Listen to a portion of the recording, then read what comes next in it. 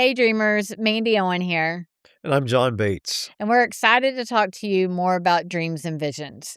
John, in the Bible, I think visions is mentioned well over 100 times, Mhm, and dreams are mentioned well over 95, 96, somewhere in that mhm, ballpark, but numerous times from Genesis all the way to Revelation.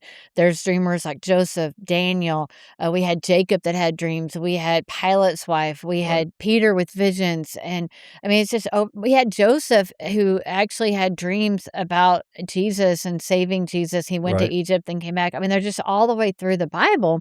But it amazes me that it's not talked about in the church more than it is. I mean, it's very rarely taught in church today, even to the point where some people don't even believe that people have dreams anymore and that God doesn't speak to us in dreams anymore.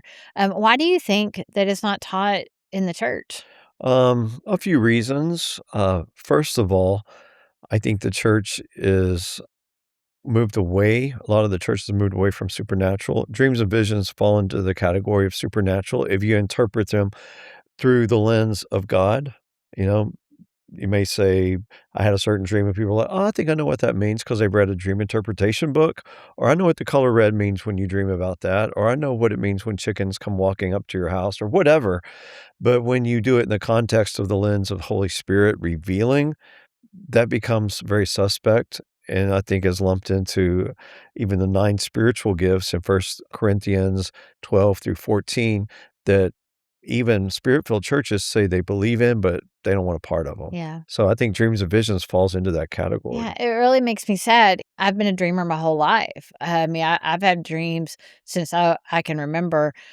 No one ever taught me what they Right. meant. No one ever said that this is a gift, that the Lord is speaking to you, that the Lord's showing you something, He's giving you a message. And I think even at one point, I mean, I would share dreams with different churches that I went to, Right. and no one ever didn't believe in dreams. Like you read them all the way through the Bible, and so it's not like any pastor or any church would ever say that's not true.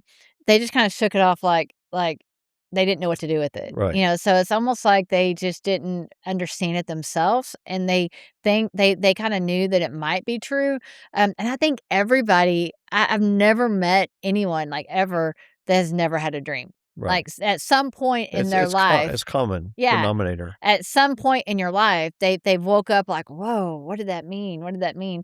And so because the church, I think in general, hasn't, like, really grabbed onto it and taught it, there's a lot of messages that I feel like are just kinda being stored up in what I call your spiritual mailbox. Yeah. I mean, so what would change? What would happen if we shifted that in America today and really, I mean, I know at your church, you really are very, very, very open. We teach about dreams and visions all Mhm. the time. And what has that done for you in your church? Like, how has that helped you as a pastor? Well, it's helped me personally. I hear a lot from, dreams and visions of direction I need to go, so I follow it. If it's a strong dream or vision that I think is affecting the house, I'll talk to you and a couple other people in the church just to get clarity and that I'm not the only one interpreting it. I think that's important, but and even announcing to the church that this dream came or this Yeah. vision came, and as a result, talk to this person, that person. Here's what the Lord is saying. So we need to move in this direction. I think it encourages them to spiritualize their dreams, Yeah. Yeah. to really see what's going on inside of them that would cause them to dream this dream. Yeah, that's really good. God speaks to us, and Job tells us sometimes this way, sometimes that way, in visions and Right. in dreams. And the Lord will give us insight in so many ways. This is just one of them, and I'm excited to see what God does. Acts 2:17 says that in the end times that the Lord would pour out His Spirit on all people, that young men would see visions and old men would dream dreams.